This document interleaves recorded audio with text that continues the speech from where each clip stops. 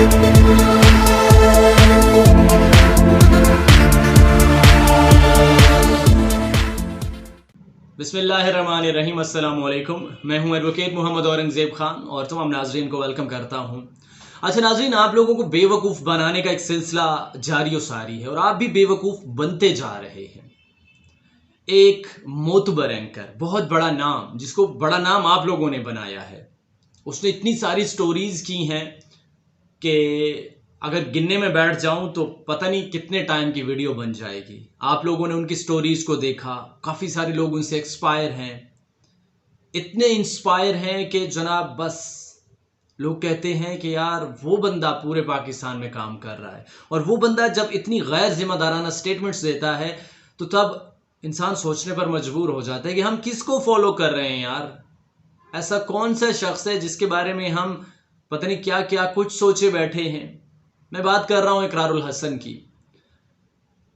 उनकी पहली stories expose नहीं हुई, शायद इसी वजह से अब तक वो महफूज थे। जो स्टोरीज उन्होंने आज तक की कि फलां लड़की के साथ ऐसा हो गया, फलां लड़की के साथ वैसा हो गया, जी हमने फलां को एक्सपोज किया, ये किया वो किया, पता नहीं ज़मीन आसमान एक कर दिया जनाब ने। उसके बाद एक ऐसा वाक़या होता है ग्रेटर इकबाल पार्क में, एक लड़की के साथ छेड़खानी हुई, दस्त दराजी हुई, उसको फिर नया मोड़ देने की कोशिश की गई। हमेशा ये जो लिफाफी सहाफ़ी है ना, ये हमेशा इस उसमें रहते हैं कि किसी तरीके से मुल्क को बदनाम कर ले हम। तो जनाब फिर पहुंच गए वहां पर सहाफ़ी, कोई उसको बहन कह रहा है, कोई उसको बेटी कह रहा है, कोई उसको माँ बना रहा है, कोई क्या कह रहा है, कोई क्या कह रहा है। मुल्क को बदनाम किया जा रहा है, इंटरनेशनली पाकिस्तान का नाम जो है ना बदनाम हो रहा है और आप तमाम लोग उसका साथ दे रहे हैं, उनकी वीडियोस देख रहे हैं, वीडियोस को शेयर कर रहे हैं। आप लोग इसमें बराबर के शरीक हैं, सीधी सी बात है। उसके बाद जनाब क्या होता है, उसके बाद वो पहुंच जाते हैं लड़की के पास। लड़की को कहते हैं जी आप हमारी बहन हैं और शुक्र है अल्लाह पाक ने हमें बेटी नहीं दी थी। इसका कहने का मतलब ये है कि वरना हमारी बेटी के साथ भी यही हाल होता और पाकिस्तान एक महफूज मुल्क नहीं है और यहाँ पे बसने वाले मर्द सारे के सारे ऐसे ही हैं। खैर, उसके बाद ये गैर जिम्मेदाराना स्टेटमेंट था। उसके बाद कुछ दिन गुजरते हैं, कुछ दिन गुजरने के बाद वो जो मोहतरमा जो इनकी बहन बनी थी, मुंह बोली बहन, उनके राज सामने आने लग जाते हैं, उनकी सारी स्टोरी सामने आने लग जाती है। मीडिया की नज़र थी, मेरे जैसे कुछ लोग भी उसको देख रहे थे। उसके बाद जनाब फिर क्या होता है, फिर जनाब फरमाते हैं मैं पूरे मुल्क से माफ़ी मांगता हूँ और माफ़ी इसलिए मांगता हूँ कि मैंने उसको बहन कहा था। कमाल है भाई यार। हमारे पंजाब में एक रीत है, जब कोई इंसान किसी को अपनी मुंह बोली बहन बना लेता है ना, उसके बाद फिर मरते दम तक उसके साथ निभाता है। बल्कि मेरे ख्याल से ये पूरे पाकिस्तान की रीत है। तो आप इस रीत से हट गए।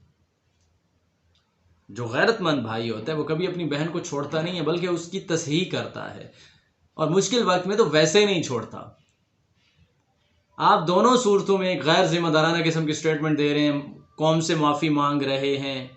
और भाई जो आपने जुमले निकाल दिए वो तो निकाल दिए ना, उससे तो पता चल गया ना कि आप कितने कौम के खैर खा हैं, आप पाकिस्तान के कितने खैर खा हैं। लेकिन बात यह है कि अगर आप इसी किस्म की स्टेटमेंट्स देते रहे गैर जिम्मेदाराना, तो आपकी बात पर, आपकी खबर पर कौन यकीन करेगा। मुझे तो आपकी वो पहले वाली स्टोरीज पर भी शक होने लग गया है अब, कि आपने जो पहले स्टोरीज की थी उसमें किस हद तक सच्चाई थी, क्योंकि उसको तो किसी ने एक्सपोज ही नहीं किया, कि उसने किसी बंदे ने उसका ऑपरेशन नहीं किया। अगर कोई ऑपरेशन करता तो जनाब की सच्चाई सामने आ जाती। मैं किसी भी इंसान के मुखालिफ नहीं होता, लेकिन जब वो कुछ ऐसी बातें करते हैं जो मुझे चुभती हैं, जाहिर है हम अक्ल शऊर रखते हैं, अपने मुल्क के लिए हम अपनी जान देने से भी गुरेज नहीं करेंगे। और एक बंदा हमारे मुल्क को बदनाम करता है, मुसलसल करता रहता है, उसके बाद जब स्टोरी आया होती है उसके बाद वो आके माफ़ी मांग लेता है और माफ़ी मांगने के बाद बात ख़त्म। यहाँ पर जब तक मुल्क को बदनाम किया जाता है लोग बहुत सीरियसली देखते हैं, उसके बाद जब माफ़ी मांगी जाती है तो किसी को कोई कंसर्न नहीं होती। आपने मुल्क के साथ जो किया, मुल्क के मर्दों के साथ जो किया, आपको मालूम होना चाहिए कि यही लोग हैं जिन्होंने आपको स्टार बनाया। आप में कुछ भी एक्स्ट्रा क्वालिटीज़ नहीं है। मैं लिख के देने के लिए तैयार हूँ कि मैं आपके बारे में बात कर रहा हूँ, इकरारुल हसन में कोई एक्स्ट्रा क्वालिटीज़ नहीं है। उनको अगर स्टार बनाया है तो आप लोगों ने बनाया है, और उसके बाद उन्होंने आपको बेवकूफ़ बनाना शुरू कर दिया और आप भी बेवकूफ़ बनते जा रहे हैं, बनते जा रहे हैं।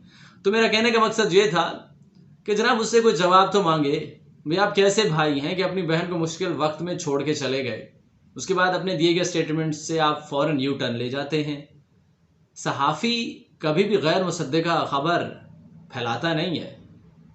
या तो फिर आप ये कह दीजिए कि आप एक अच्छे सहाफ़ी नहीं हैं, आप आम से सहाफ़ी हैं जिनको जो भी खबर मिल जाती है उसको वायरल करने में, वो जैसे हमारे पास छोटे छोटे बच्चे यही काम करते हैं, उनको कोई भी चीज़ मिल जाए वो उसको वायरल कर देते हैं। उसके बाद पता चलता है जनाब उस चीज़ को आपने वायरल किया तो उस पर आप FIR हो गई आप पे, या फिर आपको उठा के डिटेंशन में डालने जा रहे हैं।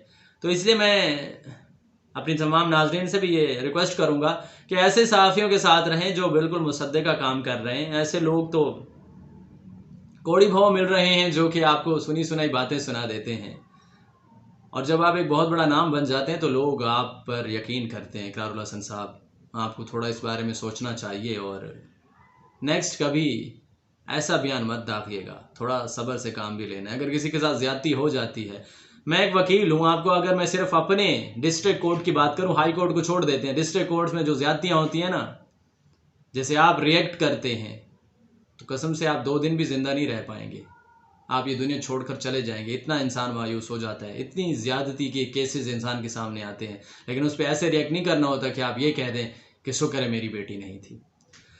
जी नाज़रीन, इस किस्म के तज्ज़ियात के लिए, तबसरों के लिए आप लोग मेरे साथ जुड़ सकते हैं, मुझे सपोर्ट कर सकते हैं। अल्लाह ताला आपका हामी और नासिर हो। मुझे अपनी दुआ में याद रखिएगा। अल्लाह ने निगहबान।